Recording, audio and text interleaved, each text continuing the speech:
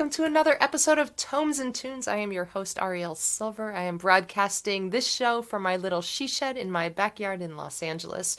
And every week I talk with songwriters from around the world about our favorite things. And what I mean by that is books and music, among other things, who knows. This is episode 91. So 91 weeks of different guests talking about all this stuff over the last couple of years. This show started just after the pandemic hit, just after quarantine started here in Los Angeles. And of course, the world now is a very different place than it was 2 years ago. In some weird way, this show has, to me, seems like, looking at it in retrospect, like it's a map of this territory that we have just come through, both just as people traveling through pandemic era times, but also as artists trying to navigate how to be songwriters, how to be artists during this time, and just how to be artists in general. We've talked about all kinds of things over the course of the show. I think that this week's guest is actually my first guest from Pittsburgh, Pennsylvania. I passed through that town one night a long, long time ago, and so I have this image that it's always dark. I don't think I saw Pittsburgh in the light, but my guest today tells me that it's actually a little bit light right now. I think because of the time change and because it's now spring, even in the Northeast. I welcome to the show for episode 91, Brad Yoder. I'm going to bring him on right now. Hi, Brad. Hey, Ariel. So glad to have you here. I'm so glad to be here. This is a fun conversation and a chance to hear some of your music, which I've heard in virtual open mics and online. Yeah. It's like the time and space collapsed because of this time that we've come through. And that's pretty amazing, because I don't think that you and I would necessarily have crossed paths over the last 2 years had the live streaming world not opened up, right? Yeah, I don't think so. And, you know, now that there are communities happening where people show up from even different continents and swap songs, and there's something encouraging about that in the midst of a lot of things that feel heavy, and I think especially for creative folks, for musicians, to feel connected to other people who do what we do, and struggle and try to make something that we feel good about. It's just it's a source of encouragement. Oh, absolutely, and a source of inspiration too. For sure.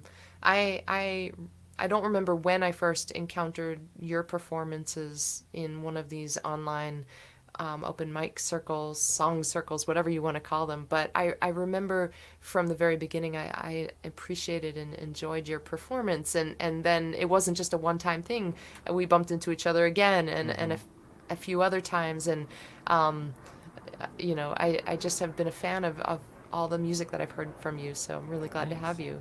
Yeah, and it's kind of funny because I don't know that I had necessarily thought about it this way before, but these live stream song circles that you and I have been a part of over the last couple of years, in some weird way, it's become this underground scene, like underground scenes of the past that weren't online, that were that club in the village that people always talk about, or whatever side of town, and you always think that they were things that happened in a different era from the one that you're living in, like the folklore of the past. But I guess in a way we've been part of the building of this other underground, this songwriter underground, connected through these live streams.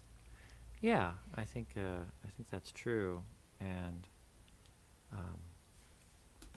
I value the opportunity. I mean, I now that it's possible, I really value being in a room with some musicians and playing songs and hearing people's songs. But to be able to do that with folks who are far away, is really nice. And so, and I think did we also meet at on some kind of music conference, or was it? Oh, I am sure we did. Probably. Yeah. That whole conference season of the last fall. Oh my gosh. Right.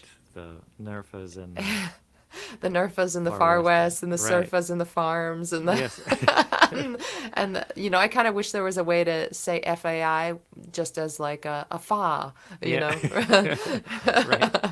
That would be good. Yeah, totally. They were pretty impressive. I mean, there were inevitable, from my perspective anyway, there were inevitable tech challenges Sure. and pitfalls and connection issues, etc. But I found all of those conferences to do what they set out to do, which is to foster a feeling of connection among the people in the community. I was surprised at how effective it was. I remember emerging out of a weekend conference and feeling, first of all, exhausted, as if I had been For at an sure. in-person conference, but also really fulfilled. I felt Hmm. like my cup was full. Yeah, and the fact that people who wouldn't be able to attend Yeah, an in-person conference can participate. And yeah. I think going forward, uh, those kinds of events will be both in-person and virtual Mm, for the most part, just so that folks can join and, attend a workshop, yeah, attend a showcase. yeah. Um, Oh, it's time for and something. yeah, it's time for me to remember how to turn that alarm. Somehow I was Oh, like fumbling with my watch when daylight savings changed, and I apparently added uh, so every day at 5:08, it beeps, and I'm like, oh, I gotta fix that's that. too funny. It's But I, time to figure out how to. it's time to That's what figure they. out how to turn the alarm off. But yeah, it's something where I was like trying to change the time forward an hour, and in the process, it hit the wrong thing. So yeah. Um, I've been involved behind the scenes of with these conferences as well. Some of them, Hmm.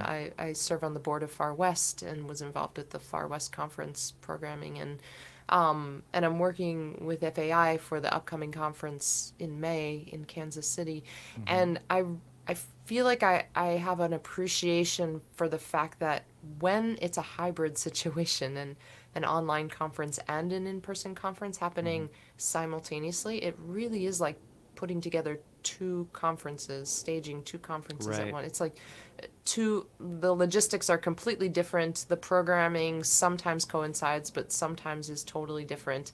And it's like this like weaving in and out, and you have Hmm. to somehow, keep the ball in the air for the whole thing. It's quite amazing actually Yeah, that these that are sounds happening. because the last FAI last year was just virtual, right? Yeah, it was just So just virtual.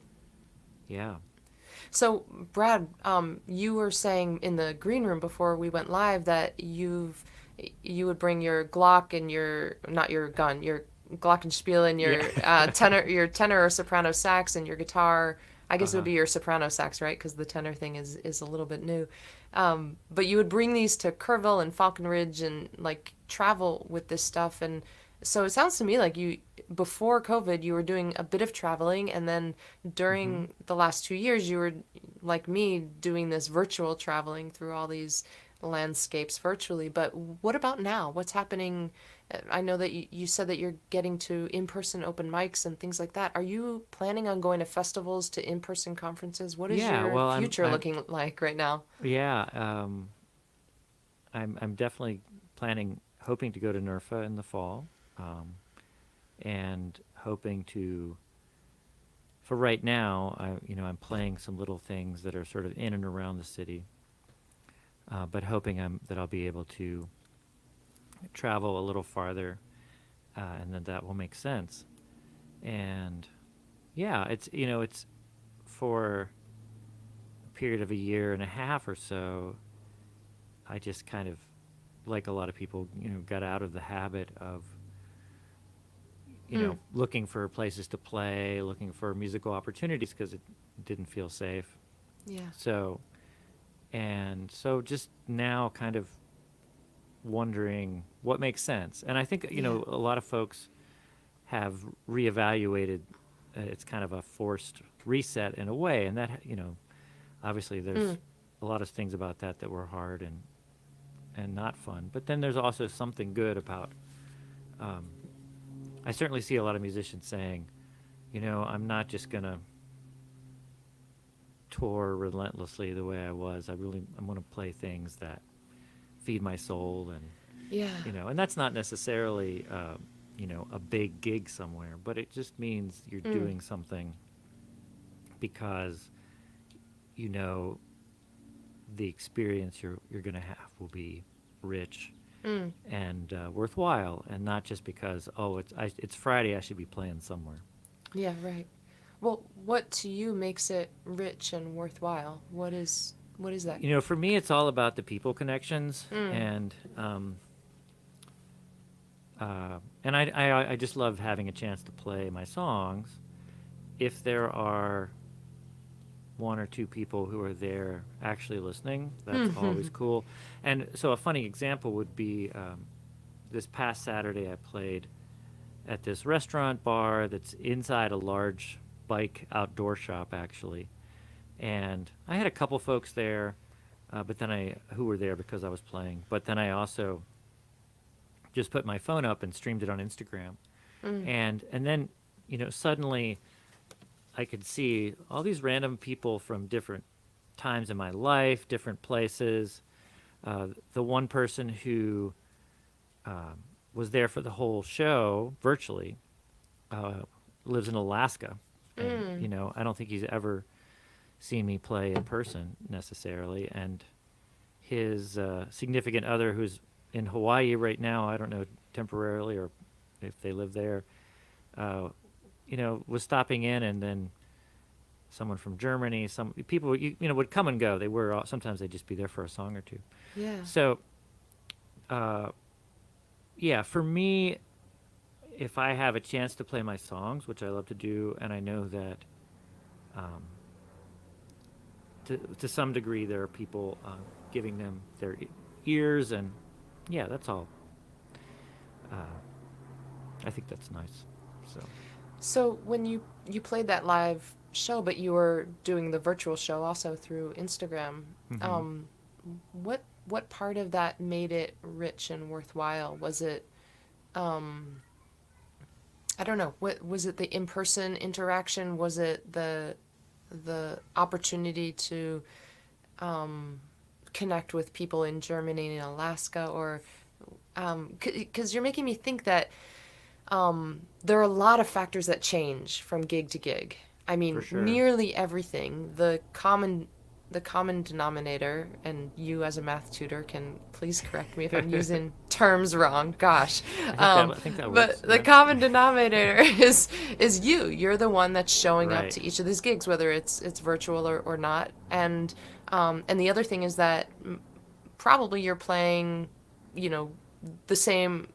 You're playing songs from the same collection. Every once in a while, you might have a new song to bring in, and then that adds to the collection. But for the most part, your body of work is the common denominator, and you are the common denominator. But everything else is different. So I'm wondering. Like for me, I think that I played a gig this past weekend that was so nourishing for me, and I was you know I've been thinking about, what are the elements that makes that happen. And in part, it's, of course, being in an intimate setting, connecting with people, in a quiet listening room. That's Yeah. ideal. And also for me, it's in part being in a beautiful place, and I was. For me, being able to play in beautiful places, um, you know, it's really nice. But for you, this location that you were describing, and the virtual, the IG stream, what about that was meaningful to you? Um, yeah, it felt like a little bit of community that was both near and not near. And Yeah. I do genuinely enjoy playing my songs. So I try to stay connected to that, even if I'm playing somewhere, maybe at a farmer's market, Yeah. where, folks aren't listening the way they would be at a house concert. So Yeah. I try to stay connected with the joy or the enjoyment that I get out of just playing songs that I wrote, Yeah. some of them weeks ago and some of them decades ago. But it is nice to have a little bit of acknowledgement. And so in some ways the internet stream at the restaurant bar in the bike shop was giving me some of them. There were It's like people. Russian nesting dolls. It's Yeah, like the internet exactly. stream It's a show in the and a bar rest. show. It's a show and a show and a bike shop. Yeah, Like, and it's a show, and the people on Instagram were requesting songs, and that's not something oh, that, even the folks who, the handful of people who were there because I was playing, were having some dinner and talking to their families or yeah. their significants, and so yeah, it was like the, and I think it's, as performers we know that. We've done things that matter to people that Yeah. most of us have heard a person say, oh, that song really spoke to me and it encouraged me or it made me feel better about my situation, made me feel less alone. So we know that's true, but when you're like, playing somewhere loud or you don't always know that. So yeah, it was a funny combination of, the majority of the people physically in the space were like, they would clap and they'd be like, that was cool, but they were mostly there, having a meal and being social. And then the people who were coming and going on Instagram were often people who had, wanted to hear specific songs. They were requesting songs in some cases that I haven't played in so long. I was like, I got to practice that. I'll try it next time. But, so it was sweet. It felt like a combination of near and far connection sort of happening at once.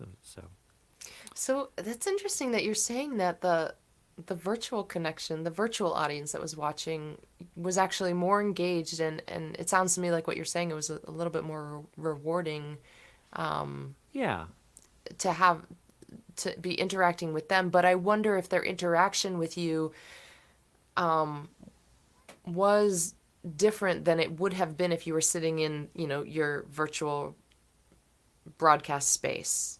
Were they interacting with you in a different way than they would have if you were performing Yeah, as I see you right now? I think they were. Because you were performing live to a live audience at the same time. I was in a physical space, and they were seeing some of that, and they could hear the sounds of the space. It would be a terrible place to bring like a drum kit into because it's sort of very big and echoey. But for one person with a guitar, it works well. And yeah, I think there's something nice about people feeling like, oh, I can't go to the show, but I sort of feel like I'm getting some of the, not just this performer and this music, but also this performance in a particular space and time. I think this might be a really good opportunity or a moment in time for us to hear a song from you. I will play a song. Yay! Yeah. I'm holding this guitar, I mean, as long as you've got the guitar with you. Yeah. And a lot of the writing I've done, certainly since the pandemic, relates to prompts. And I'm in a songwriting group where I get a prompt every week. I also do, there's this little song contest that's where you get prompts every August. And it's very small. So there might be 20 or 30 people invited to participate and 5 to 15 who actually write something. So this last year, the challenge was, last August, you were challenged to write a song about the things you look forward to doing again once the pandemic has lifted. And I really like this song. I feel like it may sort of expire in a way because it's kind of maybe would have been even more relevant. But in any case, this is and I still don't know.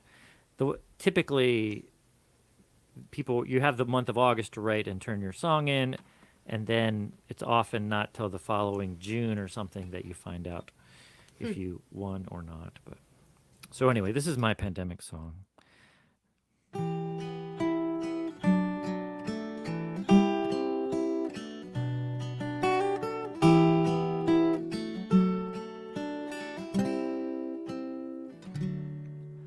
When the world wakes up, I'd like to hug a stranger on the street.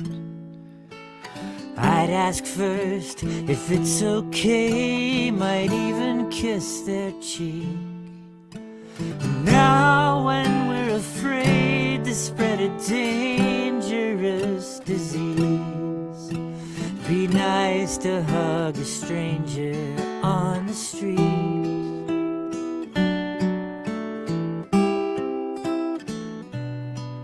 When the world wakes up, I'd like to dance in a jam-packed little club with people wall to wall, all getting down and cutting up. Now when it's a risk to get that close to anyone, I dream of dancing in a jam-packed club, so we wait for everything to open. Quietly we're hoping we'll wake up from a dream, and we pray when we're finally back together. We'll take simple pleasure in our old activities.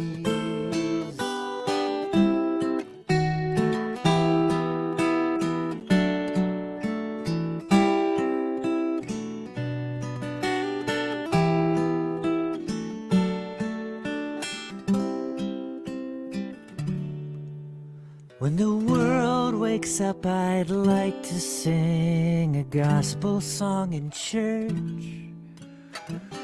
crowded in the pews with all four parts on every verse. When breathing the same air can turn a blessing to a curse, we all could use a gospel song in church, so we wait for everything to open. Quietly we're hoping we'll wake up from a dream, and we pray when we're finally back together.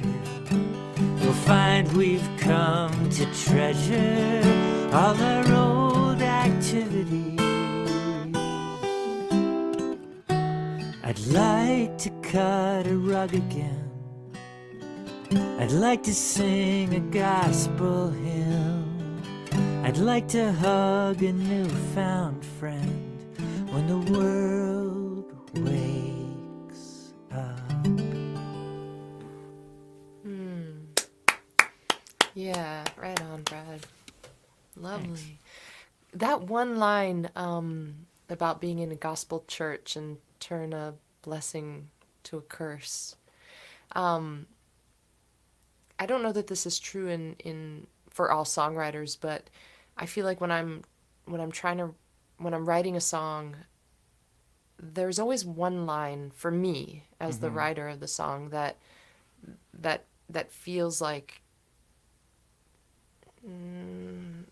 I don't know if it's necessarily the essence of the song, but there's sort of something that I got to that I feel grateful to the song for having gotten me there. Yeah. And was that the line for you in that song? I don't think probably wasn't that one. Although I mean, the whole song felt, right in ways that other songs don't always. Yeah, for me, probably in terms of craftiness, and I'm a fan of craftiness in songs, is the way the end goes back and recaps all the verses. So the way it goes, I'd like to cut a rug again, which is the second verse. I'd like to sing a gospel hymn, which is the third verse. And I'd like to hug a newfound friend. So that, to me, gave it a nice symmetry. Yeah, like closed it up. Yeah, and Right. I think it's a song I'll keep playing even when we're not, afraid to be in a small space with other people. Well, I think that the things mean different things. Songs Yes. mean different things when depending on the context, right?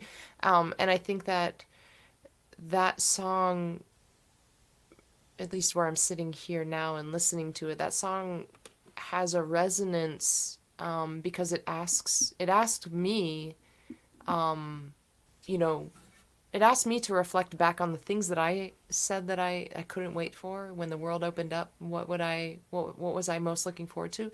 Yeah. That your song asked me if I'm doing those things. Right. Yeah. Because now that things are opening up, the question is, are we doing those things that we felt were so important to us Right. back when the world closed down? And are we present to those things? I mean, so Yeah. one of the funny things about the contest, it comes with the required words. And so the words for that song were open. Activity was one of them, and I felt like activity was a really clunky word. But thinking about all the things that we did and sort of took for granted, like, you know, just going and grabbing a bite to eat maybe in a restaurant or, you know, dancing in a club. And when we're able to, after having not been able to do those things the way we were used to, when we get back to them, will we savor them? You know, Yeah. will they be more special or meaningful to us? And I hope Yeah. so. I mean, I hope that I think people have this idea about writers and songwriters and musicians that, you know, we're somehow more in touch with that stuff, like we're, you know, more zen or something. And I think for me, it's almost the opposite. It's like, my songs are constantly just like smacking me upside the head saying like, dude, Oh, yeah. wake up. Like, you know, Yeah. and if I didn't have them, like the songs are the place where that voice comes out and is like, you know, hey, you're wasting all this worry and this bandwidth, headspace on things that don't ultimately matter that much, and you know, so and that's what I love. Songs that do that for me that I didn't write, but my own Yeah. songs also remind me sometimes. Yeah, I feel the same way about both songwriting and other writing that I do. I appreciate the process of the writing of it because I feel like it's in the process that I'm discovering something. It's not that I'm creating a product. It's Right. more that the process of writing it is a process of revelation. And it's interesting to me how words are the vehicle for that revelation. So often it's just like, oh, I need a rhyme for this, or you know, or I need to say this in fewer or more syllables, and just the randomness of needing the craft of the song, needing that, and is what sometimes leads me to a phrasing that I wouldn't have stumbled upon. Like, for example, your blessing and curse, you know, maybe that was in your mind right from the beginning, but maybe it was the need for the rhyme that forced your hand. And I really love that line a lot. Thank you. And you Yeah. teach writing too, right? In addition to songwriting. I teach writing, right? Yeah. Yeah. Writing without singing. Yeah, which you have to write. I mean, you know, typically you have to write more words, and yeah, that's. I don't know what kinds of writing do you teach? Is it pretty? Is it creative writing? Yeah, creative writing. Yeah. Cool. Yeah. And I really love the economy of words that songwriting requires. And I like that in literary writing as well, that pressure, even if you are, you know, even if you have a book length work that you're writing, to still employ that economy of words that you would use in a more succinct form, like a song. To me, I think that pressure is a good one. The writers that use that, for some reason, I'm thinking right at the moment of Anthony Doerr's "All the Light We Cannot See." Have you I read that? haven't, but I will write it down and It's a hunt it really down. it's a beautifully written book.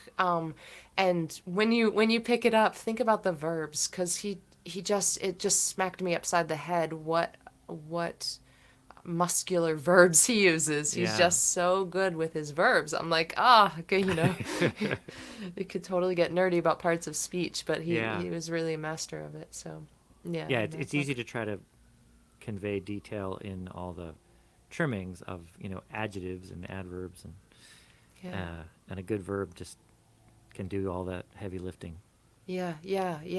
And I think that what songwriting does for us is that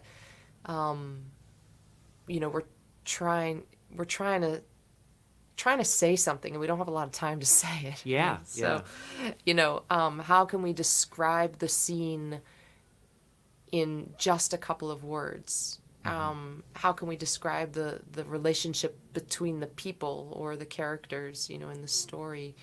What's going to capture that? And you don't have a lot of space to do it in. Even a song that has a lot of words, it's still, relatively speaking, there's not a lot of space, right? Yeah, I think that's one of the appeals of songwriting for me is Yeah. that with my sometimes short attention span, I feel like it's possible in the scope of a song to have things all working and feeling like they're settled and natural and they have a flow to them. And I know you can do that with a short story or a book. It just seems like a whole lot more work. Folks, we're songwriters because we're lazy. Yeah. We just don't want to put in the That's my work. message. Yeah, no, absolutely. I'm easily distracted, but yeah. But you mentioned that I'm gonna just jump right into the book that you flashed on the screen while we were still in the green Sure, room. yeah. You mentioned short stories, and you mentioned that you were reading a collection of short stories. Will you talk a little bit about that? I'm Sure. thinking about that in the context of what we're talking about right now. A short story you can hold in your head all at one time. Yeah. A song you can hold in your head all at one time. A book is really hard to, as a writer and as a reader, hard to hold in your head all at once. It has a lot of tentacles, I guess. Yeah, and it it just like occurs to me, slips having in. just finished a book of short stories that I'll talk about, that short stories are a lot like songs. Like they're Yeah, a kind of totally. snapshot. Yeah. So I read The Secret Lives of Church Ladies Yeah. by Pittsburgher Disha Filial. And this was loaned to me by a friend, and I should probably give it back now that I've read it. It's actually signed by the author. That depends on if you want that friend to remain so. Because now I have read it. And it's interesting. I grew up in a very churchy milieu, like there was just a whole lot of church going on. And these are a lot of stories about, they're about love in a lot of different ways. But, one of the aspects is kind of, what's going on sort of below the surface or around the corner, or, what are the things that are not necessarily as they seem. And, that's something I was aware of growing up, that, people put on a certain kind of perfection for church that's not necessarily real, and there's a whole lot of other stuff happening that's maybe out of sight. But yeah, Whose fault do you think that is? Do you think that's the fault of the people, or do you think that's the fault of the church? well, I think I think it's very human in a way to want to put on a face and not be honest with ourselves. And it's interesting that in my experience, what I would consider, healthier churches or communities have people are able to be vulnerable and honest and share their imperfections. And that's what I love about a good community. And in, you know, a lot of ways, I still attend church because it's a community of people where I can be myself and relate to all kinds of other folks who are also working on that. But I do think, yeah, you know, organized religion tends to have a kind of idealized sense of like, you know, in a sort of surface way of like, oh, what does goodness look like? And then, you know, it's easy for people to, you know, kind of try to pretend to be good as opposed to, you know, being real. So, and I should say too that for me, a big part of what connects me to church is is all the music that I can make in the context of church. That's, you know, I wouldn't otherwise do. So, Yeah. but yeah, I mean, I think people find ways to have communities. There are a lot of good ways to have a community, and so I would never say like, you know, this is the one way that you should do it. But Well, in this book, are the stories interrelated? Do they all take place in the same church and they're different families, or what is the? they're really kind of a smorgasbord of different kinds of. I mean, they're all about love in different ways, but and I believe that one of the later stories is potentially about a character in an earlier story, but it's not completely clear if that's the case. But for the most part, they're freestanding stories. And I read most of this book. I probably read 3/4 of it just thinking, this is a fun read. I'm enjoying these stories. It's well written. It was reminding me really that, you know, I should read more fiction because of how it can be inspiring for songwriting, because it's, you know, people making words do things that is, I think, you know, without singing them is hard. But when I got to the last two stories, really were like particularly brilliant, and so yeah, the last two stories, Disha, wherever you are, you're in the city somewhere. You kind of crushed me with those. Oh wow! Where it was just, yeah, just really beautifully written, but also coming to something that's sort of essential about what it is to be human and what it is to, you know, to care about people. I have. Should I read a little bit? Is that yeah. Do you have an excerpt from one of those two stories that I you're do. talking I have an about? excerpt from the last Great. one, and you know, and I have, you know, my parents are in their 80s.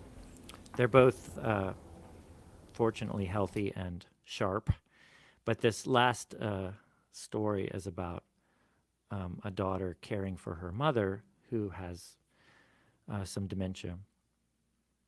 And the mother is, the mother as a young teenager probably, hooked up with the lead singer of the OJs, and that experience, like sort of, was something she carried with her whole life. She loved their music, and she had this romantic encounter.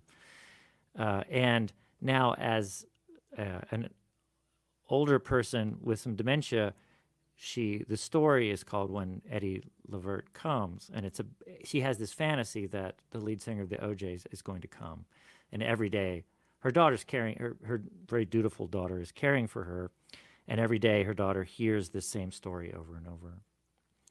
So, and this is toward the end of the story where the mother finally reveals this romantic encounter that had happened. So, Mama kept humming. Then she said, "You know, when Eddie sang about having a lot of loves, I was one of them loves." Mama poked at her chest. "Me. Lil nobody me." Mama chuckled to herself. "Eddie loved me once upon a time, that one night." "You're not a nobody, Mama." "Oh, yeah? Well, who am I then?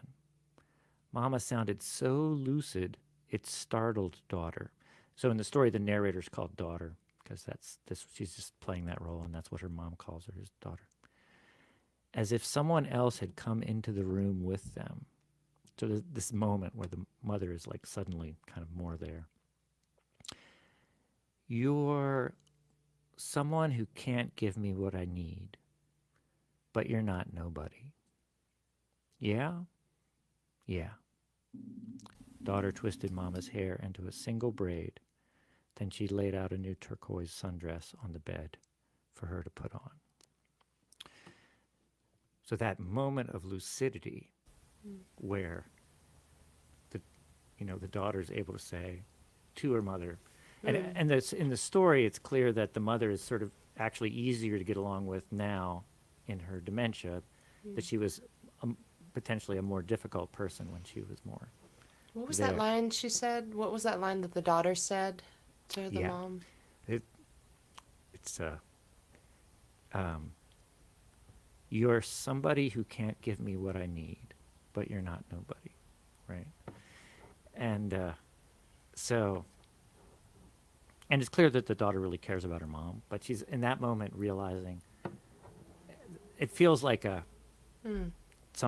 she's realizing something there too. And I love that when you can create there's a moment in a story where these people suddenly see things as they are. Like they see, oh, here's this imperfect person that I love. And, maybe they were never able to be what I needed, but they're not nobody, right? So anyway, at that moment, really, that's in the last story. Apparently, if you get the British hardcover version, there's an extra story. Really? So yeah, I probably won't do that, but yeah, but, different publishing deals. yeah. Wow. But yeah, I thought that was just really beautiful, and I love in the same way that's I could get choked up about that moment in that story. There are songs that I love that just thinking of them or playing them or singing them, like I could get choked up thinking about some of the songs where I feel like the writer really just got to the essence and captured it, Who's an artist or a song that Oh, wow. that goes in that category? Lots of songs just by songwriter friends of mine. I immediately think of a song called by a songwriter from the Northwest, Catherine. I want to say Friesen. I don't think that's right though. I knew a Catherine Friesen. It's let's see if I can come up with this. Feeney. Is it Feeney? No, that's Anne Feeney. It is Catherine Feeney. It's Catherine Feeney. Okay, so Catherine Feeney from Oregon or Washington has a song called "People in the Hole" that I learned and taught at a summer arts camp a few years ago. It was an arts camp for LGBTQ and allied youth that a friend of mine helped to organize for a few summers. So we sang, and it's just a song that perfectly captures the way people misunderstand each other and judge each other, and the chorus to that song. So yeah, look up Catherine Feeney. There's also a cool video, which has zombies in it, but the chorus is just. If we wanted to learn, if we wanted to learn, if we wanted to learn, could we? And I just think, so it's not a chorus that says, let's all get to know each other better so there's more understanding in the world, right? Like there's a whole bunch of, you and I have spent time in sort of the folk milieu, and there's a whole lot of earnest songs, and nothing against the earnest songs because that can work, but this particular song that just says states metaphorically, just humans misunderstand each other so badly, and then ask the question, if we wanted to understand each other better, could we? And I think the answer is yes, but the song doesn't say yes we could. Let's do it. Yeah, The it song puts just the asks. emphasis. It puts the emphasis on the desire, Yeah. and right. forces you to answer that question. It doesn't say, "Do you have a desire to learn?" or "Do you want to?" But it does say, if you were, then could you? And Yeah. in yeah. that way, it has that question. Well, do you? Are you interested? Mm-hmm. And um, and if you are, then could we overcome this obstacle? I do think that there's a beautiful truth to that. I do think that interest and curiosity are the keys to a lot of locked doors. Yeah. And good art has the potential to create one of those Zen moments, or moments where we're jolted out of our patterns and our habits of thinking and being. And we recognize the possibility of doing something different that's not just our automatic response, but is maybe we could respond differently. Yeah. And I think that's really powerful. So that Catherine Feeney song is in the category of like songs I could just like suddenly think about and sort of choke up Yeah. randomly, in the grocery store or whatever, because it's so Yeah. great. Yeah. Yeah. I don't know if you have a song that comes to mind where you're just like, Since I asked you that Yeah. question, of course I'm asking myself and Yeah. and hoping that you're not going to turn the question on me. Yeah.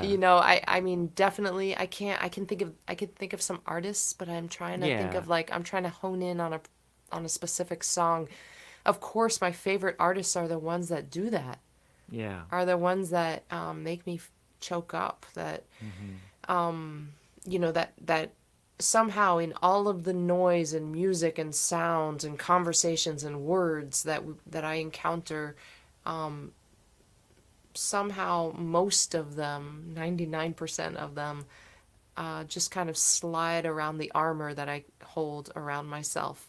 But every Right. once in a while, there's a song or a story or a poem or something that slips into the hinge at the armor and finds that bruise that the Right. armor was all built up to protect. Exactly. And when it touches that bruise, it's not that it's painful. There's that weird thing that when we have a bruise, we kind of press on it, right? Like, are Yeah, you yeah. still there? Are you still bruised? Oh yeah, Yeah. you're still there. Okay, press on it again. Are you still there? Yeah, you're still there. And there's something like, oh, there's a wound there, or oh, maybe it's not even wound. Maybe it's just humanness. Like there's Yeah. vulnerability. There's soft Yeah. material underneath that armor. Laurie McKenna does that. Yeah. For sure. Wow. I also want to say, and this might just be because you remind me in some ways as a songwriter at times of Ellis Paul, and so perhaps that's why he's on my mind at the moment. But he certainly has some songs that are like that, and I feel like there's a very specific song that's like right on the edge of my mind of his that I Yeah. want to mention, but I can't pull it out of the tangles of my mind at the moment. Yeah. John Prine would be someone else. Yeah, a who- lot you- of and you were people talking feel that about, way about him. Yeah, economy of language. very much. Uh, Yeah. A song like Angel from Montgomery, that where he sort of somehow perfectly captures what it's like to be this person who's he's not or wasn't when he wrote the Yeah. song. Are you gonna? What are you reading? I feel like Oh. I want to. Yeah, that's a good question. Thank you for keeping us on track, Brad. You Sure. are hired. So oh gosh, this week has been a week of travel and rehearsal and playing shows and prepping for shows and booking tours and a lot of that stuff. And typically I read at the end of the day to help just kind of wind the day down. Yeah. I get away from the screens.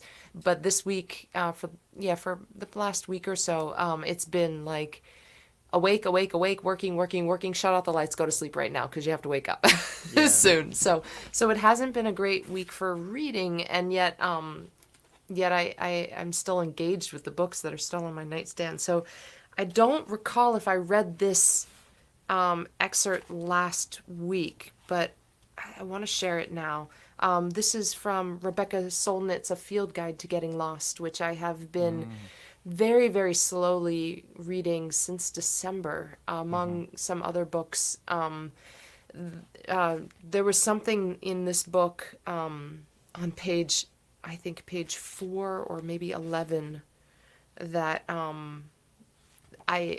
when I read it in December, I closed the book and put it on my nightstand and knew that I would finish the book, but that I had to probably take a few weeks just to turn this Digest. idea. Yeah. Exactly. And right on page 4, she writes, leave the door open for the unknown, the door into the dark. And it might have been that line that I had to close the book and sort of sit with that for a while, because I felt that there was some unknown beyond that door that this book was going to beckon in, and that I had to sort of just sit in the doorway for a little while. And it kind of makes sense to me that I was reading this right at the end of the year into the beginning of the year, January being named after the Roman god Janus, the god of doorways. Okay. And I very much felt like as the year was turning over, I was somehow passing through this unknown space. In any case, so further into the book, Rebecca The Art of Solnit's Getting Lost? A Field Guide to Getting Lost. Yeah. I'll read this little piece. I don't think I shared it last week, so maybe we're safe in that regard. Let's see here.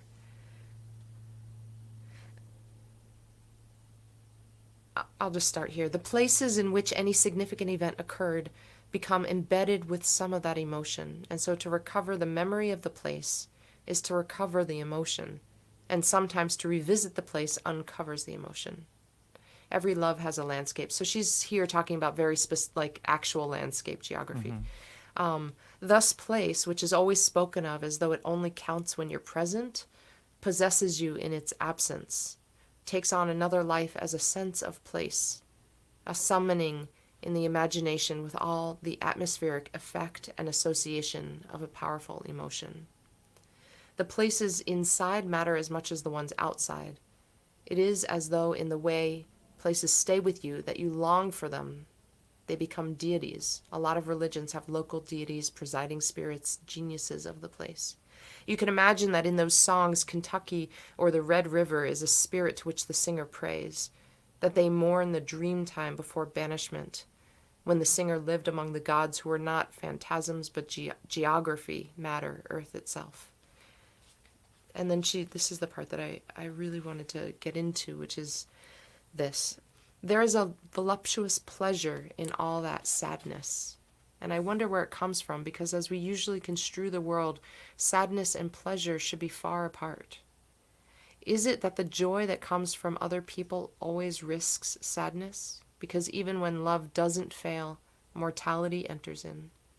Is it that there is a place where sadness and joy are not distinct, where all emotion lies together, a sort of ocean into which the tributary streams of distinct emotions go, a faraway deep inside? Is it that such sadness is only the side effect of art that describes the depths of our lives? And to see that described in all its potential for loneliness and pain is beautiful. There are songs of insurgent power. They are essentially what rock and roll, an outgrowth of one strain of the blues, does best. These songs of being young and at the beginning of the world, full of a sense of your own potential.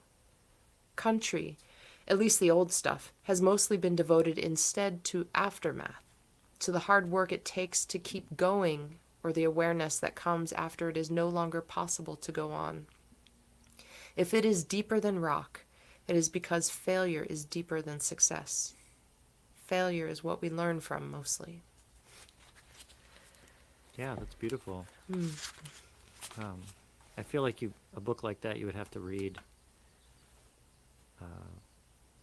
sort of in small Yes. and digest. Yeah. I will definitely look that up. I'll mention. So I'm usually also reading nonfiction, and right now I'm reading this book that I found. Oh, I love recommended. that book. Yeah. Yeah.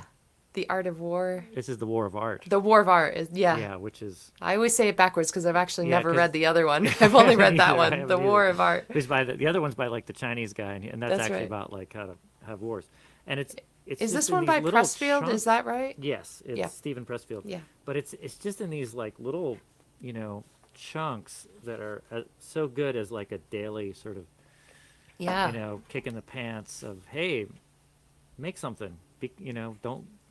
So anyway, I found this to be very helpful for my easily distractible mind. Share one or two of those. Let me that's read one. Let's see, because Yeah. I did mark one here. That's a good one. It's It's a good one. You're right to like just keep by the bedside and open up. Yeah, read one, read two. Yeah. So this is one that I've been quoting. I have a couple of guitar students in addition to tutoring math. So resistance never sleeps. Henry Fonda was still throwing up before each stage performance, even when he was 75. In other words, fear doesn't go away. The warrior and the artist live by the same code of necessity, which dictates that the battle must be fought anew every day. So I've mentioned that to a couple students. I have a student in particular who's nervous about doing a song with her mom in church. And, I would just to say that people who become very good at things, like apparently Henry Fonda, still feel nervous, and your nervousness doesn't have to be a problem. It can be almost like a friend who's sort of hanging out with you, and but just the fact that you feel nervousness before doing something like playing a song doesn't mean that anything is wrong.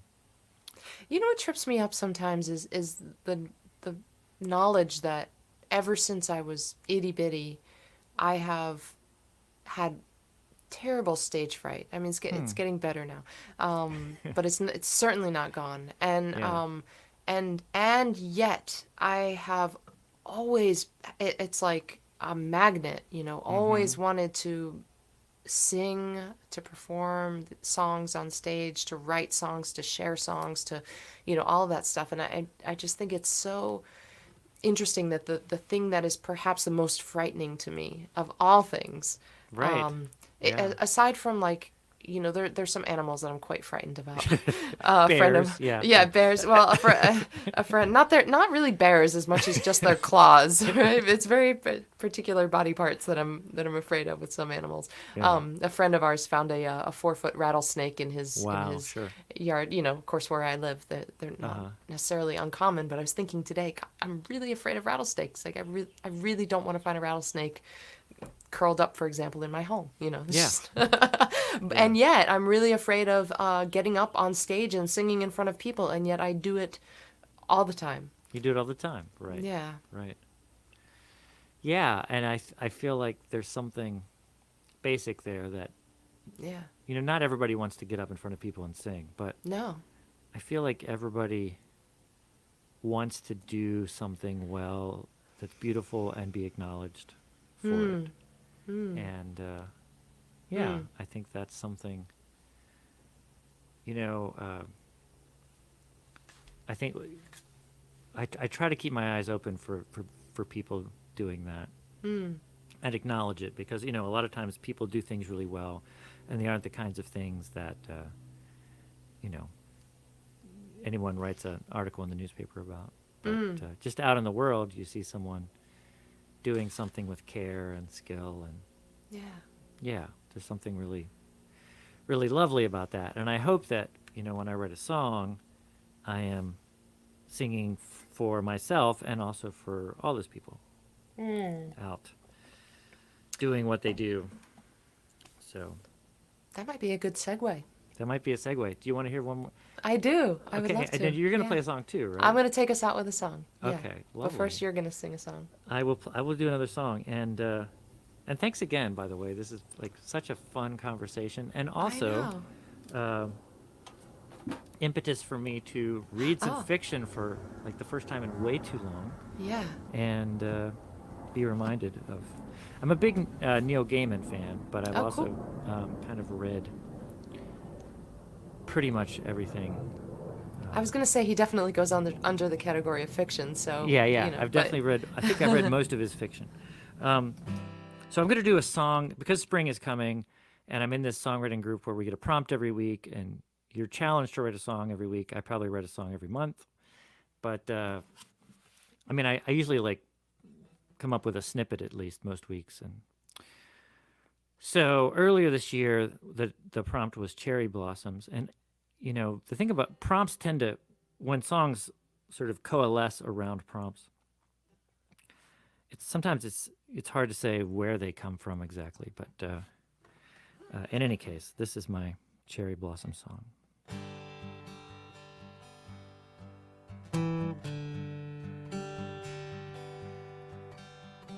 Cherry blossoms, I wanna kiss you in the spring. I wanna sing what lovers sing. Wanna laugh like I'm 19. It's been ages since I fell for anyone. Since I felt like I was young. Since I lost my senses. Trees explode in colors for no other reason than it's just their season. We could be that easy, pollen on the breeze. She's got the whole world sneezing. Cherry blossoms burn the candle at both ends. We could hold hands with our friends like old men in foreign lands. Strangers wonder what we mean by such displays. I wanna give my best away with no hesitation. Trees unleash their flowers for no other purpose than to make the world blush. Bees can sense the nectar. They know winter's bitter. They'll collect that sweetness.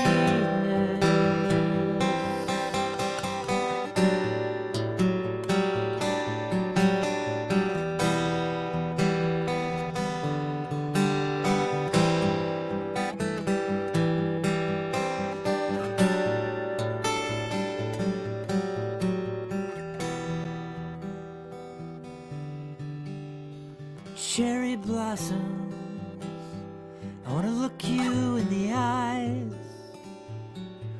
I wanna untell all my lies till I'm almost honest.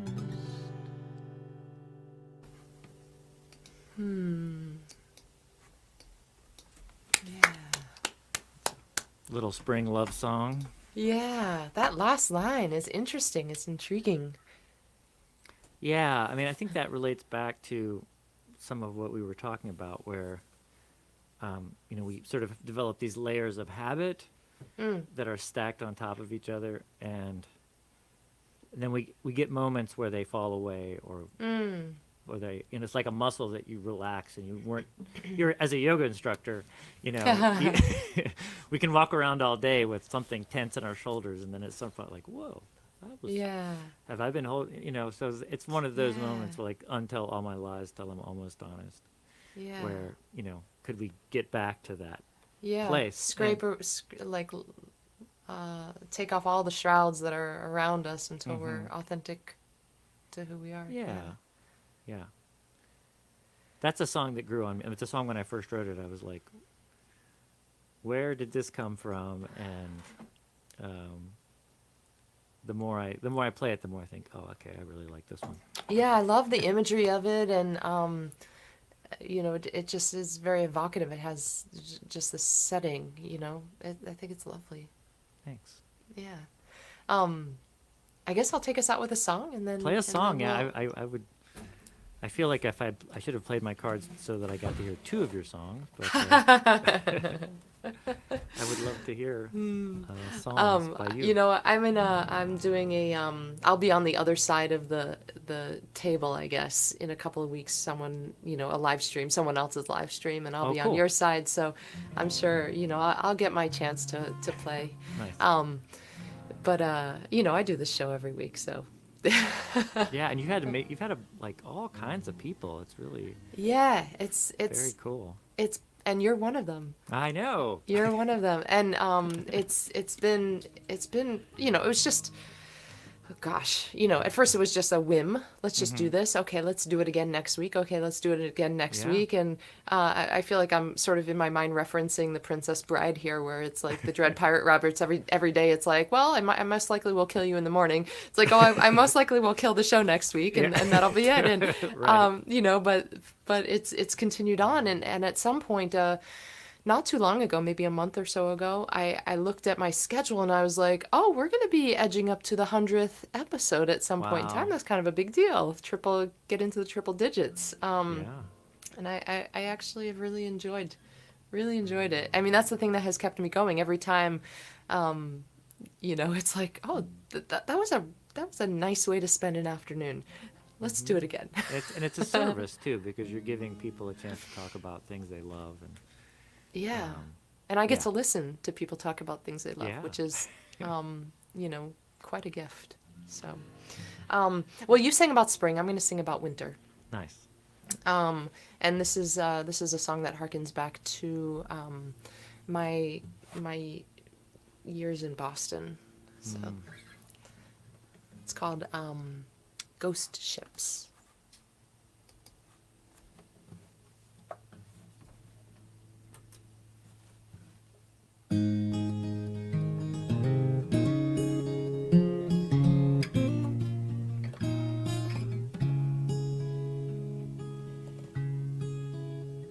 We talked forever about a blue house in a magazine, the orange flames of maple trees in fall.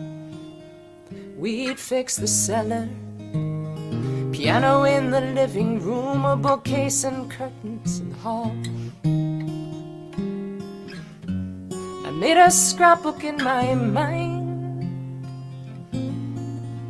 of future times.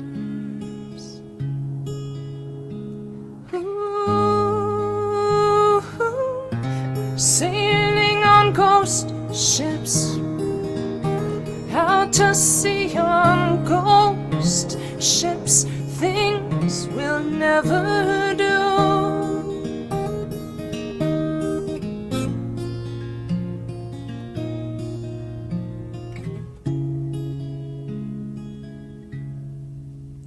Maybe winter, digging out from snow, the last nor'easter froze us to the core. Maybe youth, hadn't lived enough to see the way that love can leave you wanting more. By summer we were through House of Blue.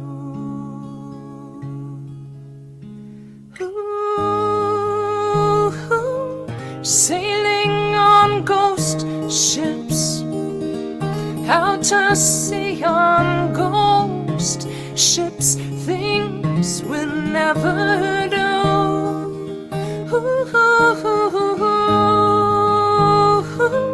Unlived lives on ghost ships, still afloat on ghost ships, lives we'll never live.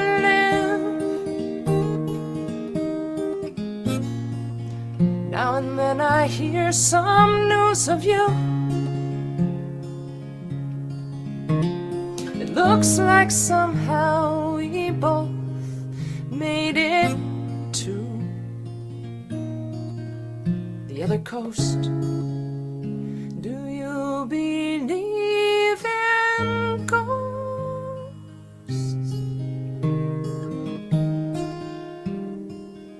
Sailing on ghost ships, things we'll never do.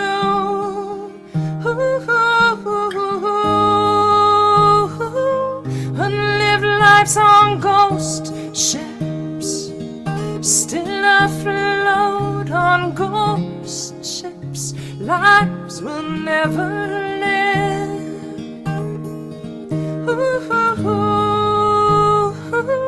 Do you believe in ghosts?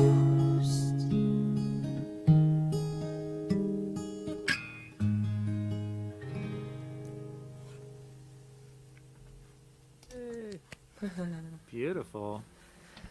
Well, that's my favorite Arielle Silver song now. Oh, oh, thank you, Brad. Yeah, that's really lovely. I love how you start the chorus with a sung vowel that's not a word. That's, yeah. I don't know if I do that. Yeah, I don't know if I've done that in any other song. Yeah, it's really evocative. Hmm. And then I love how you set up this ghost ship chorus, and then at the end, at the very end of the song, you're like, do you believe in ghosts? That's really, really lovely. You know, that was one of those songwriter moments. You know, as I was writing the song, it wasn't until I got to that line that it even occurred to me. You know, the line sort of presented itself as the next logical line, but it's Right, not yeah. that I was, you know, that wasn't in my mind. You know, as I was writing the song up to that point. I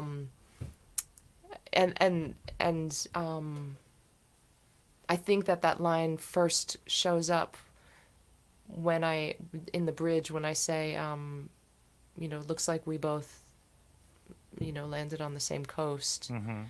Do you believe in ghosts? It was the word coast that immediately led to, you know, led to that, but it's not like it had been in my mind. Yeah, it's interesting how that happens. You know, it's just this, the weird way of the creative process that the mind is making associations that, you know, like the subconscious is making associations that, you know, then at the next correct moment, it rises up into the conscious mind, you know. Yeah.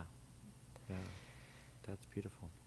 Brad, I hope that I get to see you, well, I'm sure I'm going to see you in some live stream song circles because that's what you and I do. Yeah, maybe Far West, but yes. But I hope that we bump into each other in, you know, one of the in-person events at some point. I'll be Yeah, on the East for Coast sure. this summer, maybe somewhere there, or Yeah. I mean, Are let me you- know if you get close to... Pittsburgh is, you know, a couple hours west of the coast, but yeah. not, you know, it's on the way to some places if you're, depending where you're going. I heard somebody say once that Pennsylvania was Philadelphia on one side, Pittsburgh on the other, and Alabama in between. Yeah. Does that feel right? Or Kansas, yeah. Kansas in between. There's some truth to that, yeah. There's a lot of agriculture though Yeah, in the a lot of state, it, yeah, and it is called Pennsylvania. There's a lot of forest. Yeah. So yeah. Brad, you stay right there. We'll say a proper civilized goodbye behind the scenes, but Okay. I just want to say a public goodbye to you right here. Thank Yeah, you so my much pleasure. for being Thanks on so the much show. for having me. It's Yeah. been a treat. Yeah, me too. Okay.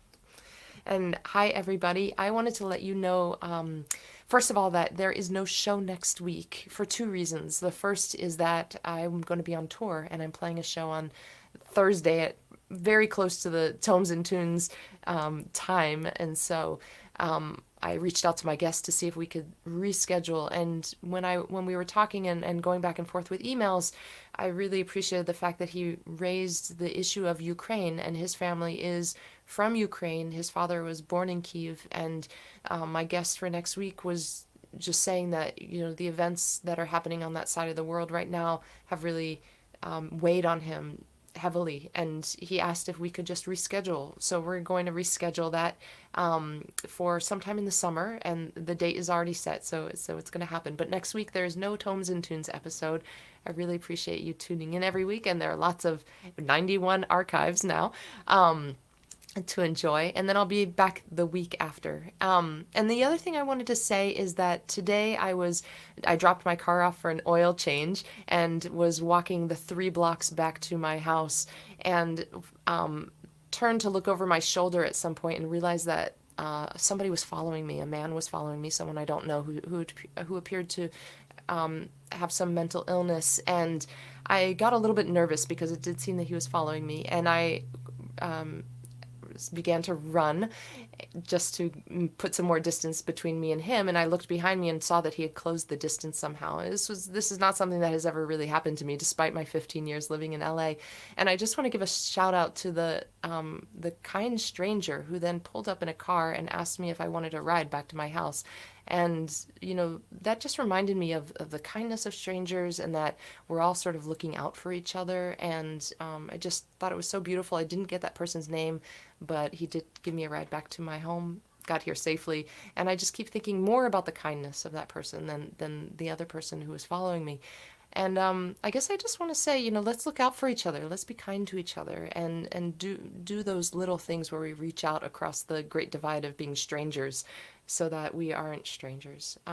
Anyway, I'll leave you with that. Thank you so much for being here, and I will see you in 2 weeks for the next episode of Tones and Tunes.